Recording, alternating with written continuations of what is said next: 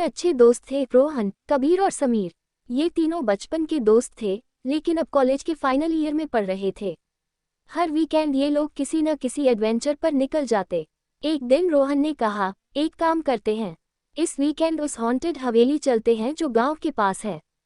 कबीर ने घबरा कर कहा, पागल हो गया है क्या? उस हवेली के बारे में सुना है, लोग कहते हैं वहां भूत रहता है।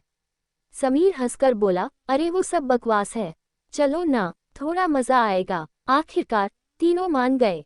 शनिवार शाम को तीनों ने अपने बैग उठाए, टॉर्च ली और निकल पड़े उस पुरानी हवेली की तरफ। वो हवेली शहर के बाहर एक जंगल के पास थी। सूरज ढलते ही तीनों उसके गेट के पास पहुंचे। गेट पूरा जंग लगा हुआ था और हल्के से धकेलने पर ही क्रीक की आवाज के साथ खुल गया। हवेली बाहर से ही भयानक लग रही थी, टूटी हुई दीवारें, जली हुई छत और हर तरफ काला अंधेरा। कबीर डरते हुए बोला, मुझे लगता है हमें लौट जाना चाहिए। रोहन बोला, इतना आए हैं तो अब अंदर तो चलते हैं। तीनों ने टॉर्च जलाए और हवेली के अंदर कदम रखा। पहली मंजिल पर सब कुछ शांत था, बस जमीन पर पुरानी लकड़ी की आवाजें, कहीं कहीं मकड़ी के जाले और दीवार पर लटकी हुई पुरानी तस्वीरें। तभी एक तस्वीर हिलने लगी बिना किसी हवा के। तीनों रुक गए। समीर बोला, तुम दोनों ने देखा वो तस्वीर? रोहन ने कहा, बस हवा होगी, आगे चलते हैं। जब तीनों ने दूसरा कमरा खोला तो अंदर अंधेरा था, लेकिन एक पुराना झूला धीरे धीरे हिल रहा था। कमरे के बीच में एक भूतिया गुड़िया बैठी थी। उसकी आंखें सीधे तीनों दोस्तों को घूर रही थीं। समीर ने हंसते हुए कहा, लगता है किसी हॉरर मूवी में आ गए।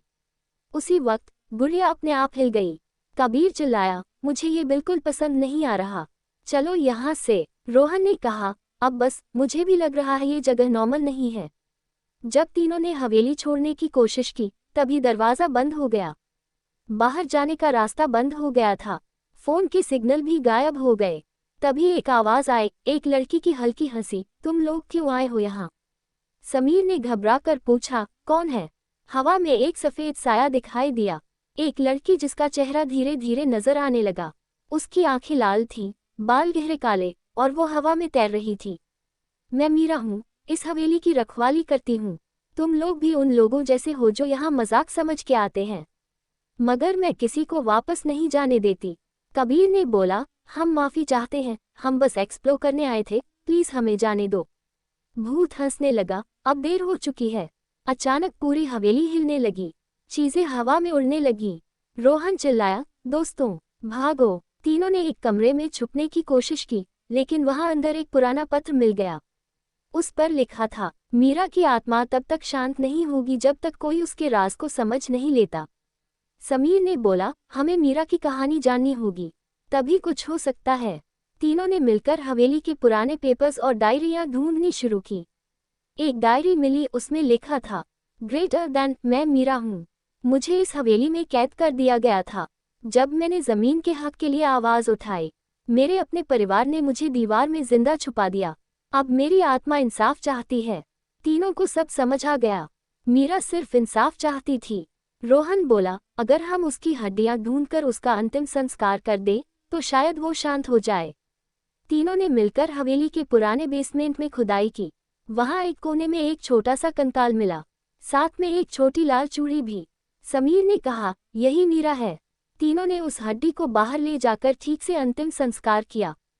जब चिता जल रही थी, एक हल्की सी आवाज आई, शुक्रिया। उस रात पहली बार हवेली के आसमान पर चांदनी चमकी।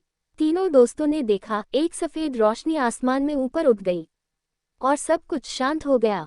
अगली सुबह जब तीनों वापस हवेली गए, तो सब कुछ बदला हुआ था।